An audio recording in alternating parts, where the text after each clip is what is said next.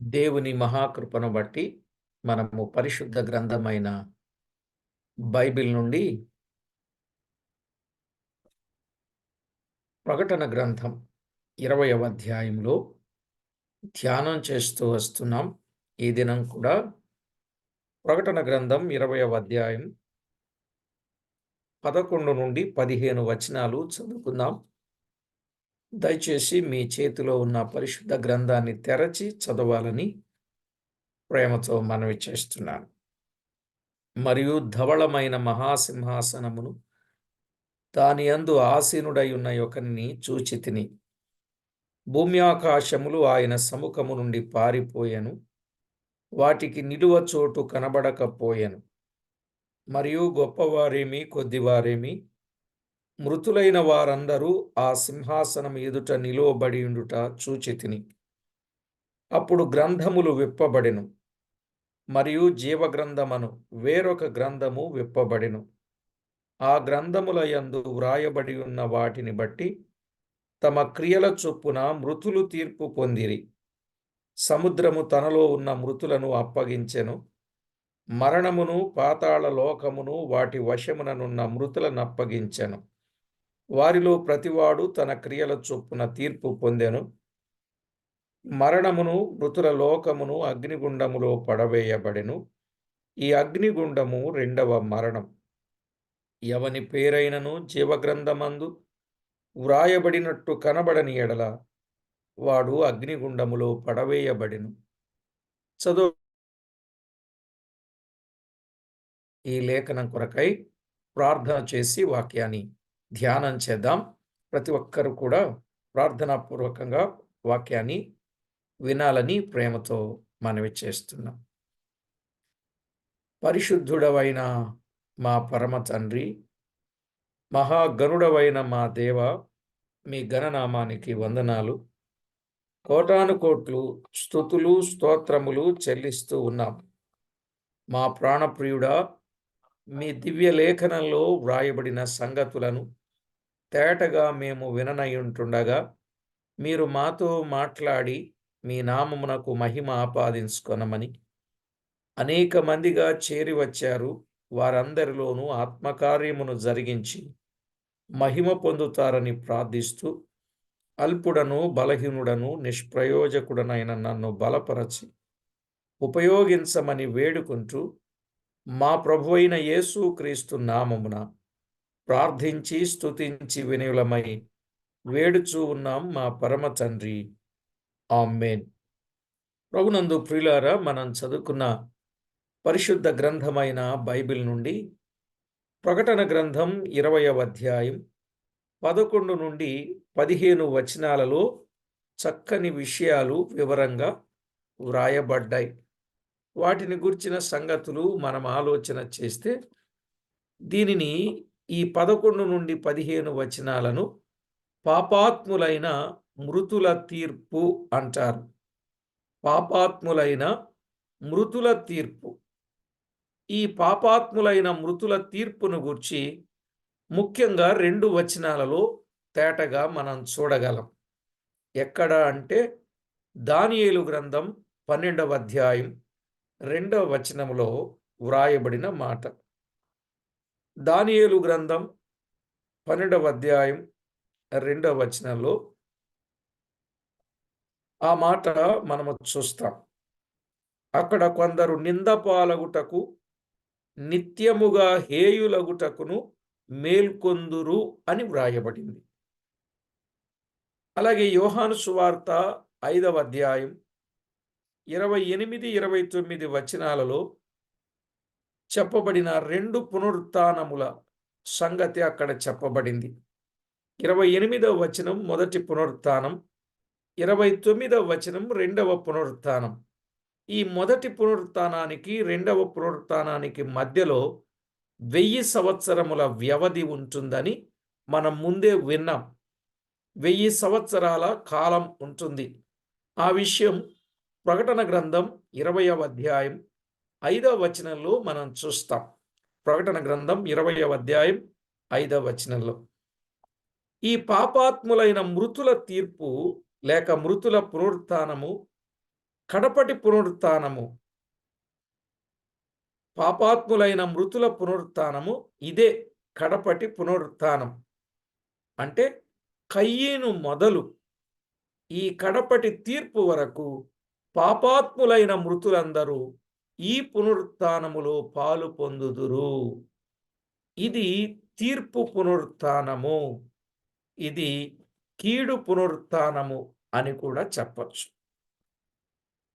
కనుక పాపాత్ములైన మృతుల తీర్పు ఇక్కడ మనకి కనబడుతుంది. ఇందులో మొదటి ప్రశ్న వేసుకుందాం.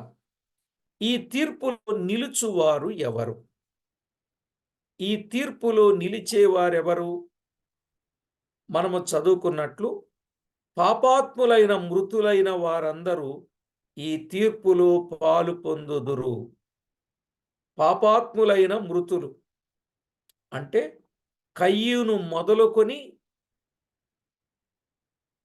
పునరుత్థానము ముందు వరకు చనిపోయిన వారందరూ కూడా, ప్రభు నమ్ముకోకుండా చనిపోయిన వారందరూ వారు తీర్పులో పాలు పొందుదురు. పునరుత్థానాలు 2 రకాలని మనం చెప్పుకున్నాం కదా. మొదటి పునరుత్థానం అది విశ్వాసులకు చెందింది. మొదటి పునరుత్థానం అది విశ్వాసులకు చెందింది. క్రీస్తు వచ్చినప్పుడు ఆయన వారు బ్రతికింపబడతారని కొరింథీయులకు రాసిన మొదటి పత్రిక 15వ అధ్యాయం 23వ వచనంలో మనం విన్నాం. క్రీస్తు వచ్చినప్పుడు ఆయన వారు బ్రతికింపబడతారు. ఏమండి? ఆయన వారు బ్రతికింపబడతారు కానీ అయిన వారు బ్రతికింపబడరు. అందుకే అయినోళ్ళు ముఖ్యం కాదు, ఆయన వారు ముఖ్యం. ఆయన వారితో సహవాసం చేయాలి, అయినోళ్లతో కాదు. ఈ అయినోళ్లతో, కానోళ్లతో, పోయినోళ్లతో చాలామంది చాలా ఇష్టం. బంధుత్వం అంటే చాలా పిచ్చి చాలా మందికి. ఎంత పిచ్చి! ప్రభు సన్నిధి కూడా మానేసి అక్కడికి వెళ్ళిపోతారు. ఆదివారం ఎవరన్నా కార్యక్రమాలు పెట్టారనుకోండి, అక్కడికే పోతారు.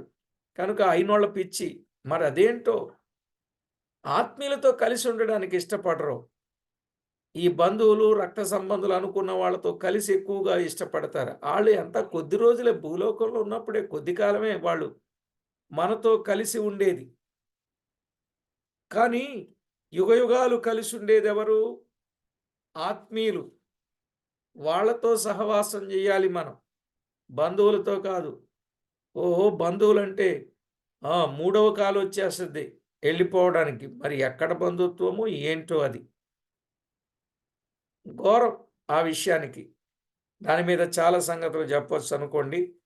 నాకెందుకులే, అయిన వాళ్ళకంటే కూడా ఆయన వారుగా ఉండడం మంచిది.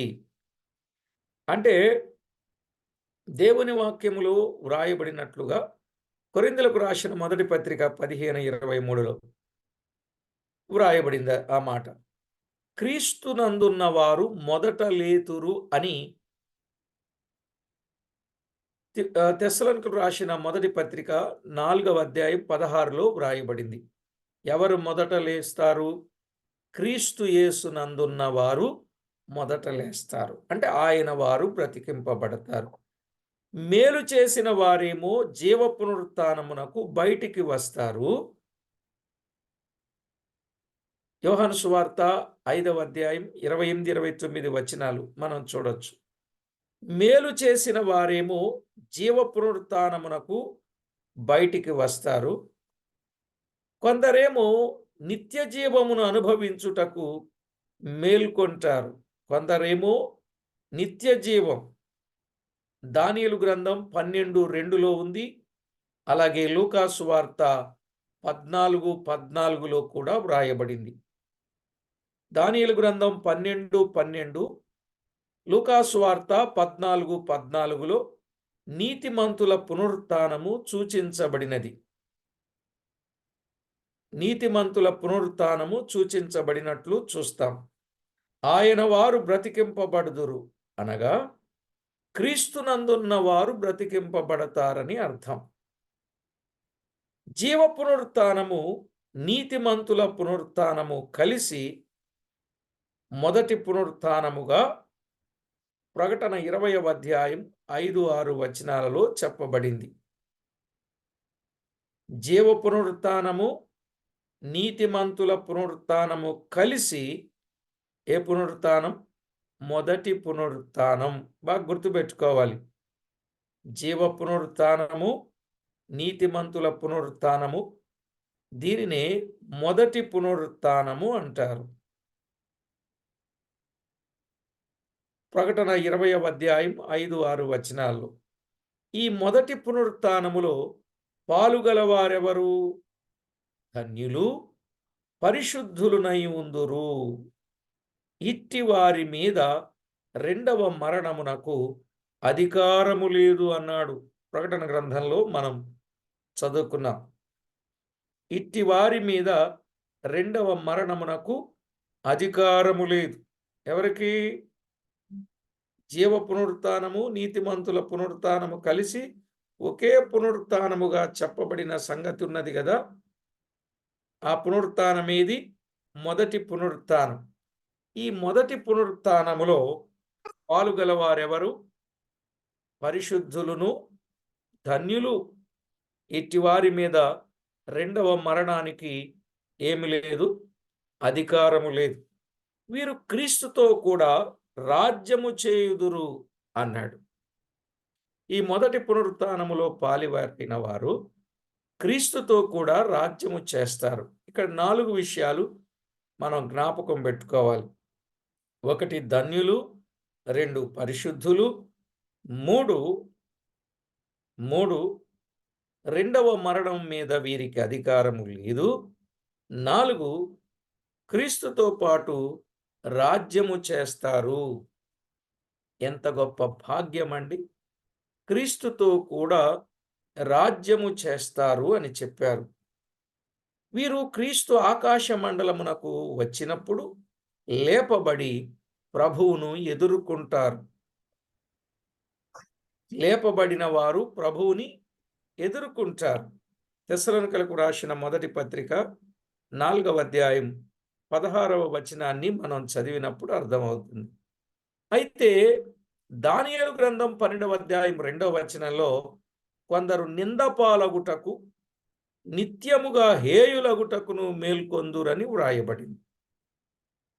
కొందరు నిందపాలవుతారు, కొందరు హేయులు అవటానికి మేల్కొంటారు. యోహాను సువార్త 5వ అధ్యాయం 29వ వచనములో, యోహాను సువార్త 5వ అధ్యాయం 29వ వచనంలో చక్కగా వ్రాయబడిన సంగతులను మనము జ్ఞాపకం చేసుకోవచ్చు. ఏమని వ్రాయబడింది? ఆ 1000 సంవత్సరములు గడచు వరకు కడమ మృతులు బ్రతుకలేదు అని. 1000 సంవత్సరములు గడచు వరకు కడమ మృతులు బ్రతుకలేదు. ఇదియే కడమ పునరుత్థానము అని చెప్పాలి. ఇది తీర్పు పునరుత్థానము. కడవరి పునరుత్థానము, కడమ పునరుత్థానము, ఇది తీర్పు పునరుత్థానము, ఇది రెండవ పునరుత్థానం. దీనికి ఇన్ని పేర్లు ఉన్నాయి. ఇది రెండవ పునరుత్థానం. ఈ పునరుత్థానములో పాలు పొందువారెవరు? ధన్యుల? కాదు. పరిశుద్ధుల? కాదు. రెండవ మరణానికి అధికారం వీరి మీద ఉండదా? అబ్బెబ్బే ఉంటుంది. వీరెవరు? క్రీస్తు రాజ్యము చేసేవారా? నో. మరి వీరెవరు? నిత్యముగా హేయులగుదురు అన్నాడు. నిత్యముగా హేయులగుదురు, నిందపాలగుటకును నిత్యముగా హేయులగుదురు అన్నాడు. మీరు ఆ మాట చదువుకోవచ్చు. దానియేలు గ్రంథం 12:2. దానియేలు గ్రంథం 12:2, యోహాను సువార్త 5:29. 2 పునరుత్థానములు కలిసి చెప్పబడినను, ఈ 2 పునరుత్థానాలు కలిసి చెప్పబడిన ప్రకటన గ్రంథం 20వ అధ్యాయం 5-7 వచనాలలో, అలాగే 12వ వచనాలలో ఈ పునరుత్థానముల మధ్య 1000 సంవత్సరముల వ్యవధి ఉన్నట్లు ఆ 1000 సంవత్సరములు మొదటి పునరుత్థానములో పాలుగలవారు క్రీస్తుతో కూడా రాజ్యము చేసినట్లు కనబడుతుంది. మొదటి పునరుత్థానములో పాలివారైన వారు ఏమవుతారండి? క్రీస్తుతో పాటు రాజ్యము చేస్తారన్నమాట. మనం సారిసారికి చెప్పుకుంటున్నాం గుర్తుండాలని. ప్రకటన గ్రంథంలో 2 పునరుత్థానముల మధ్య గ్యాప్ ఎంత ఉందనుకున్నాం? 1000 సంవత్సరముల వ్యవధి. ఈ 2వ పునరుత్థానములో పాలు పొందగలిగిన వారు మాత్రమే ధవళమైన సింహాసనము ఎదుట తీర్పులో నిలుస్తారు. మొదటి పునరుత్థానములో పాలివారైన వారు ఈ ధవళ సింహాసనం దగ్గరికి రారు. అర్థమైందండి? ఈ ధవళ సింహాసనము దగ్గరకు వచ్చే వాళ్ళు ఎవరన్నమాట? 2వ పునరుత్థానములో పాలుగలవారు.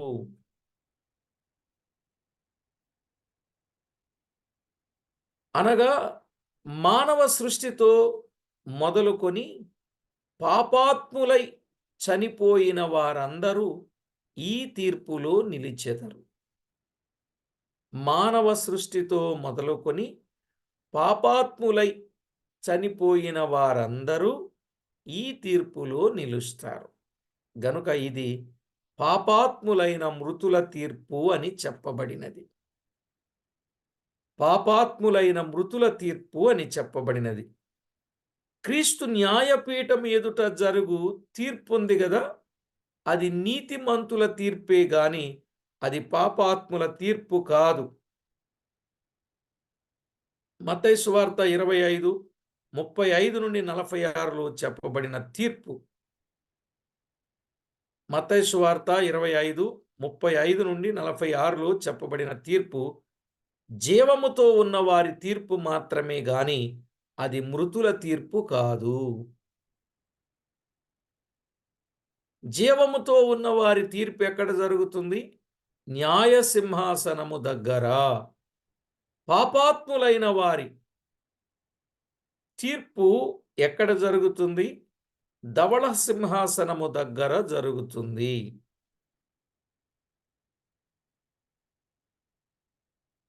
కానీ ఇక్కడ మనము వింటున్న మాట పాపాత్ములైన మృతుల తీర్పు. వీరు ధన్యమైన పరిశుద్ధమగు మొదటి పునరుత్థాన భాగ్యమును పోగొట్టుకున్నారు గనుక కడమ మృతులు తీర్పు కొరకు నిలిచిరి.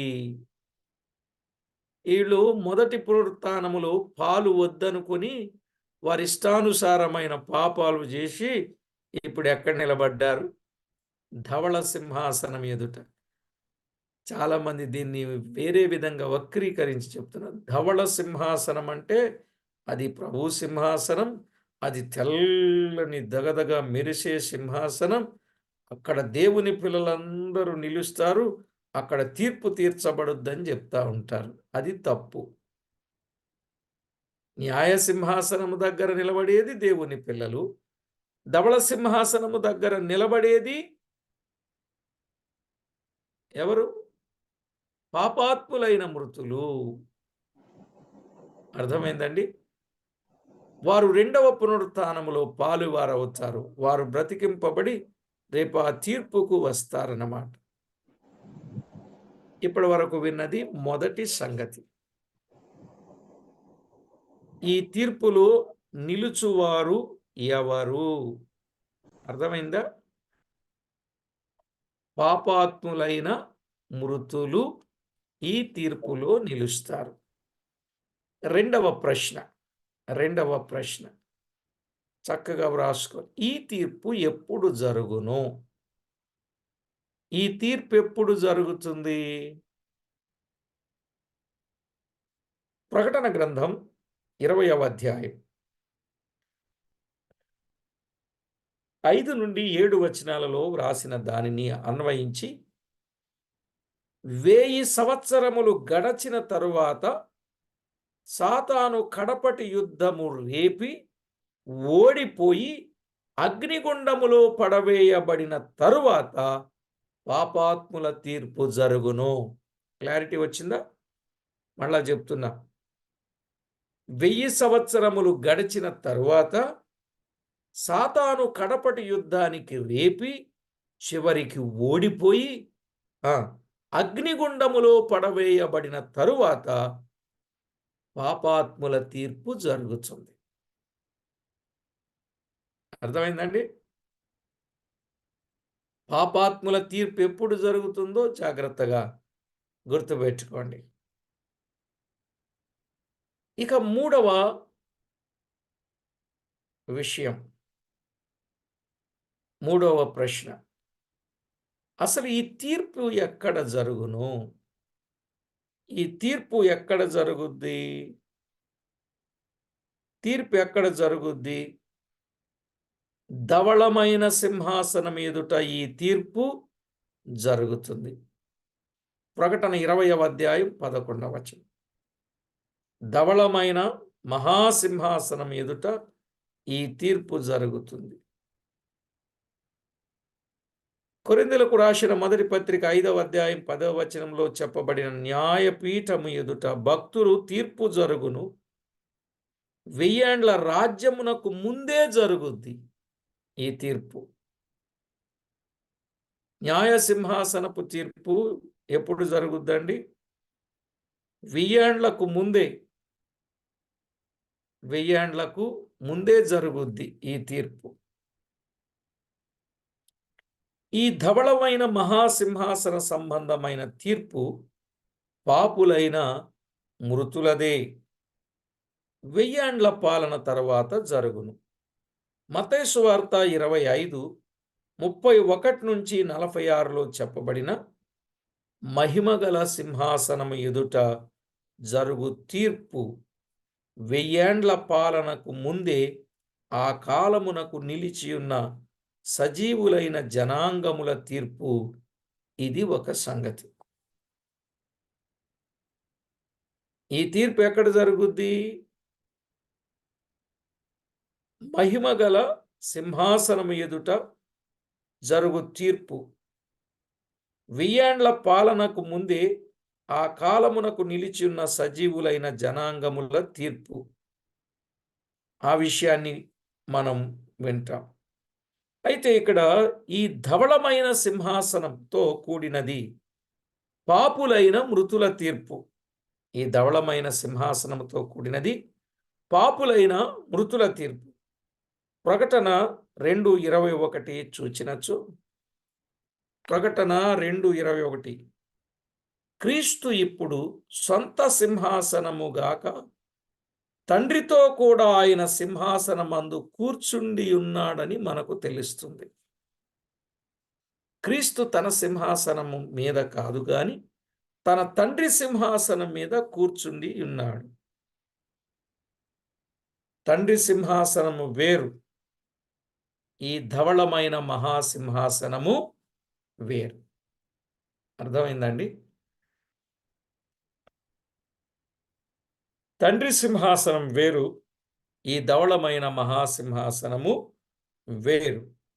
ప్రకటన గ్రంథం 3వ అధ్యాయం 21లో మనము చూస్తాం.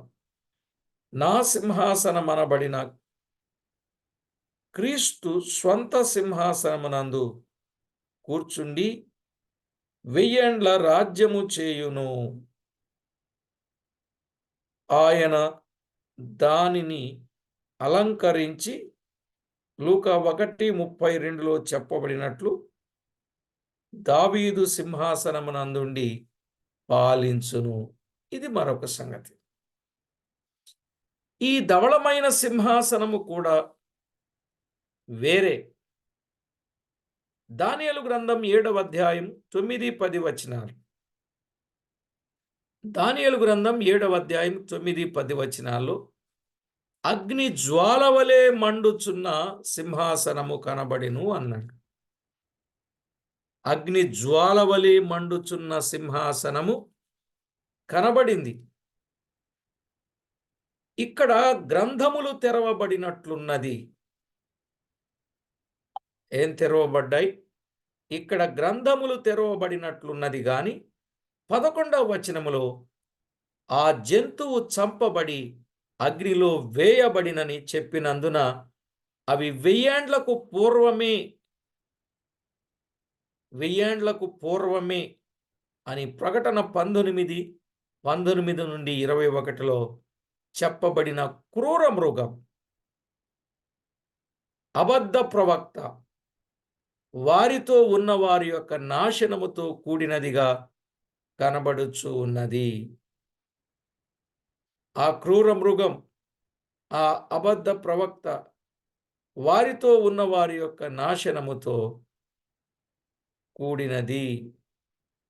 ఈ ధవళమైన సింహాసనం 1000 ఏండ్ల తరువాత పాపాత్ములైన మృతుల తీర్పు.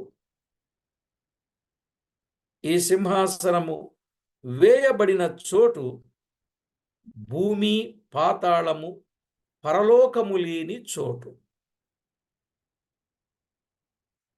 ఏదండి? ఈ ధవళ సింహాసనం ఎక్కడ వేశారు? భూమి, పాతాళం, పరలోకము లేని చోటు, శూన్యములో వేసినట్టు చూస్తాం. అక్కడ ఆ సింహాసనం వేసుకొని తీర్పు తీర్చును. ఎందుకనగా భూమి ఆకాశములు ఆయన సముఖమునందుండి పారిపోయెను. ఇది ప్రత్యేకమైన ఒక గొప్ప తీర్పు. భూమి ఆకాశములు ఆయన సముఖమునందుండి ఏమైపోయాయి? పారిపోయాయి. గనుక ఇప్పుడు ఆ సింహాసనం వేయబడిన చోటు భూమి, పాతాళము, పరలోకము లేని చోటు. గనుక ఇది ఒక ప్రత్యేకమైన గొప్ప తీర్పు అని చెప్పచ్చు. ఇక 4వ ప్రశ్నకు వద్దాం. 4వ ప్రశ్న. ఈ 4వ ప్రశ్న ఏంటంటే, ఈ తీర్పు జరిగించేవారు ఎవరు? ఈ తీర్పు జరిగించేవారు ఎవరు? మొదటి పునరుద్ధరణ పరిశుద్ధులు. ఈ తీర్పు చేసేది ఎవరు?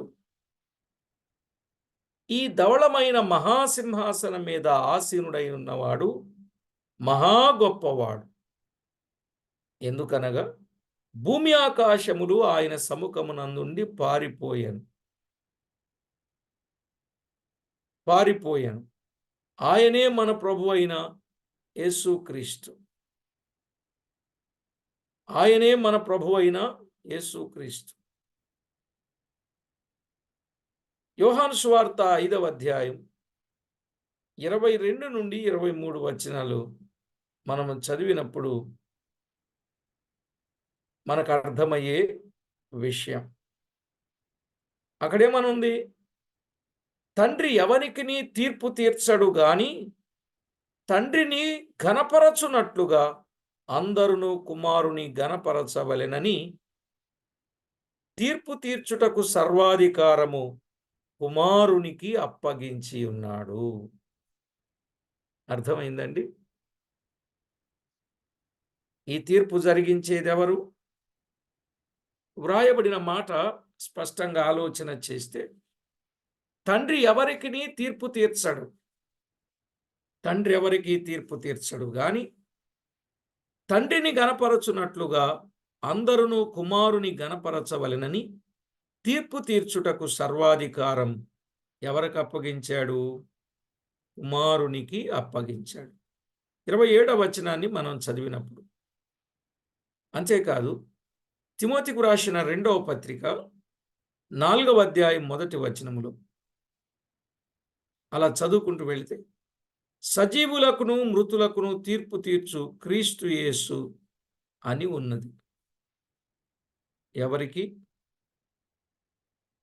సజీవులకును మృతులకును తీర్పు తీర్చు క్రీస్తు యేసు అని ఉన్నదానిని బట్టి ఈ ధవళమైన సింహాసనము ఎదుట జరుగు బహుభయంకరమైన తీర్పు తీర్చువాడు యేసు క్రీస్తే అని మనకు తెలియచున్నది. కొరింథీయులకు రాసిన మొదటి పత్రిక 6వ అధ్యాయం 2వ వచనంలో 6వ అధ్యాయం 2వ వచనంలో, పరిశుద్ధులు లోకమునకు తీర్పు తీర్చుదురు అని చెప్పబడిన దానిని బట్టి క్రీస్తు యేసునందు విశ్వాసముంచి రక్షించబడిన పరిశుద్ధులు ఈ తీర్పులో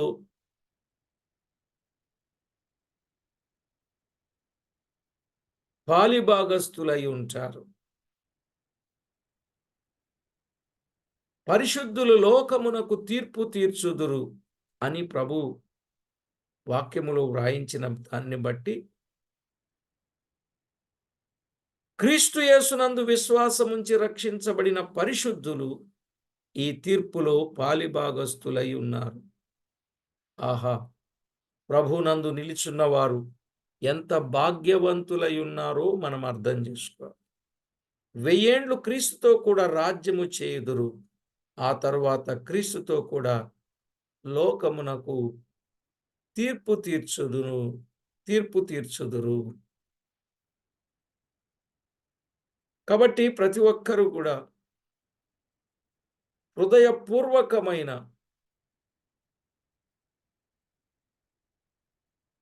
జీవితాన్ని ఆయనకు అప్పగించుకొని ప్రతివారు జాగ్రత్త పడడం మంచిది. అర్థమైంది కదండి? యేసుక్రీస్తునందున్న వారికి ఏ శిక్షా విధియు లేదు. అందుకే క్రీస్తు అడుగుజాడలలో మనము నడవాలి. క్రీస్తు కొరకు మనము బ్రతకాలి. ఆ విధంగా సిద్ధపడాలని ప్రభు పక్షంగా ప్రేమతో మనవి చేస్తున్నాం. 4 ప్రశ్నలు మనం విన్నాం కదా. 1, ఈ తీర్పులో నిలుచువారు ఎవరు? పాపాత్ములైన మృతులందరూ. 2, ఈ తీర్పు ఎప్పుడు జరుగును? 1000 సంవత్సరములు గడచిన తరువాత జరుగును. మిలీనియం అయిపోయిన తర్వాత. 3, ఈ తీర్పు ఎక్కడ జరుగును? ఈ తీర్పు ఎక్కడ జరుగుద్ది? ధవళమైన మహాసింహాసనం ఎదుట ఈ తీర్పు అనేది జరుగుతూ ఉంది. 4, ఈ తీర్పు జరిగించువారు ఎవరు? ఈ తీర్పును జరిగించేవారు ఎవరు? ఇక 5వదిగా, ఈ తీర్పు జరుగు విధమెట్లు? ఈ తీర్పు జరిగే విధమెట్లు మనం ఆలోచన చేసి మిగిలిన సంగతులు తర్వాత పాఠంలో విందాం. ఈ తీర్పు జరిగే విధమేమిటి? ఆ తర్వాత మరికొన్ని సంగతులు తేటగా వింటాం. ఈ తీర్పు జరుగు విధమెట్లు 3 విషయాల్లో ఇందులో పరిష్కారము కావలెను. 3 విషయాలు ఇందులో పరిష్కారం కావాలి. ఏ, గ్రంథములను బట్టి. 2, బి, కాలములను బట్టి. సి, జీవ గ్రంథమును బట్టి. ఈ తీర్పు జరుగు విధమెట్లు గ్రంథములను బట్టి జరుగుతుంది, కాలములను బట్టి జరుగుతుంది, జీవ గ్రంథమును బట్టి జరుగుతుంది. అలాగున రేపు జరిగే పరిస్థితి ఉంటుంది. కాబట్టి ఏ ఒక్కరు కూడా దేవునికి దూరంగా కాకుండా దేవునికి మహిమకరంగా ఉండాలి. సాతానికి ఎప్పుడు దూరంగా ఉండాలి. మనం మొదటి పునరుత్థానములో పాలుగలవారంగా ఉండాలి, కానీ రెండవ పునరుత్థానములో పాలివారముగా ఉండకూడదు. ఇలాంటి అనేకమైన విషయాలు దైవ గ్రంథములో మనము స్పష్టంగా అర్థం చేసుకుంటాం. ఈ 5 ప్రశ్నలు మీరు అర్థం చేసుకుంటే ఆ తరువాత గ్రంథములను బట్టి, కాలములను బట్టి, జీవ గ్రంథమును బట్టి ఎలా జరుగుద్దో తీర్పు, ఆ సంగతులు విన్నాం. ఏమండి, తీర్పు చేయబడతారా? తీర్పు చెబుతారా? ఎలా ఉండాలనుకుంటున్నారు? ఎవరో వచ్చి మీకు తీర్పు తీర్చాలా? లేదు, తెలిసి ఆ తీర్పు నుండి మనమే దూరంగా బ్రతకాలి. మనం ఎప్పుడు మట్టి లోకంలో బ్రతికే వాళ్ళమే. కానీ మనకు మట్టి అంటకుండా దైవ కార్యాన్ని మనము కొనసాగించాలి. దేవాది దేవుడు ఎన్నో కోణాలలో మనతో మాట్లాడుతూ ఉన్నాడు. ఒక చిన్న కుమ్మరి పురుగునే తీసుకోండి. అదెప్పుడు నీళ్ళ దగ్గర, బండ దగ్గర మురికిలో తిరుగుతూ ఉంటుంది. దానికి ఎప్పుడైనా మురికి అంటుద్దా? ఎప్పుడు చూడండి అది నిగనిగలాడుతూనే ఉంటుంది. కనుక మన క్రైస్తవ జీవితం ఎప్పుడు దేవునికి మహిమకరంగా ఉండాలంటే ఆయన అడుగుజాడలో మనము జీవించాలి. తీర్పు నుండి తప్పించుకొని మనమే తీర్పు చేసే వారంగా ఉండడానికి మనలను మనము జాగ్రత్త చేసుకుందాం. ప్రార్థన చేసుకుందాం. ప్రార్థన చేసుకుందాం. ప్రియులారా, సంగతులు మనకి సరిగా అర్థమయ్యాయని నేను నమ్ముతున్నాను. మొదటి పునరుత్థానము, రెండవ పునరుత్థానం, వాటి విషయాలు, వివరాలు వివరంగా విన్నాం. కాబట్టి ప్రతి ఒక్కరూ జాగ్రత్త పడండి. దేవునికి ఎంతో మహిమకరంగా జీవించవలసిన వారు. ఆ విధంగా ప్రతి ఒక్కరూ జాగ్రత్త చేసుకొని దైవ భయము కలిగి జీవించడం మంచిది. పరిశుద్ధుడవైన మా దేవా, ఘనుడవైన మా ప్రభువా, మీకు స్తోత్రము చెల్లిస్తున్నాం. ప్రకటన గ్రంథములు సారిసారికి మీరు మాతో మాట్లాడడానికి మీ వాక్యము ద్వారా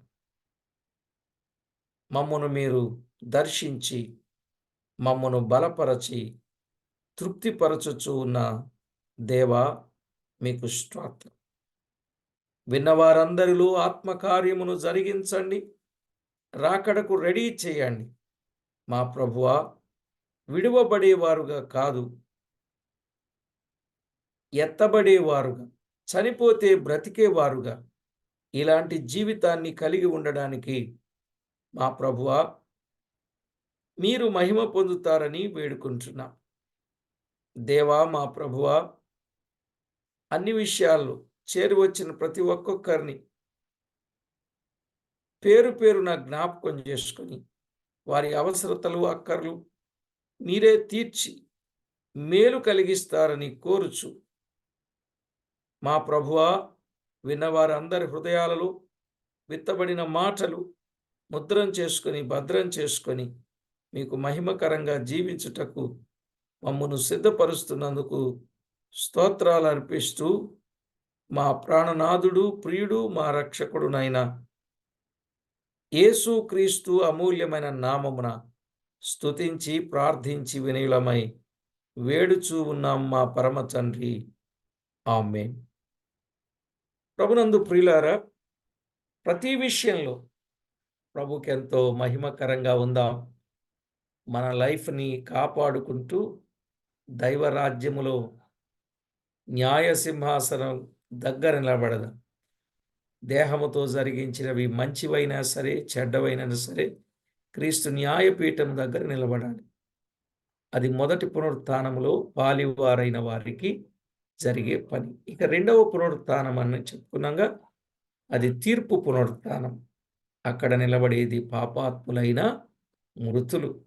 కనుక అక్కడికి వెళ్లకుండా దేవుని రాజ్యములో యుగయుగాలు ఉండేటట్లు సిద్ధపడాలని ప్రేమతో మీకు మనవి చేస్తూ ఉన్నాను.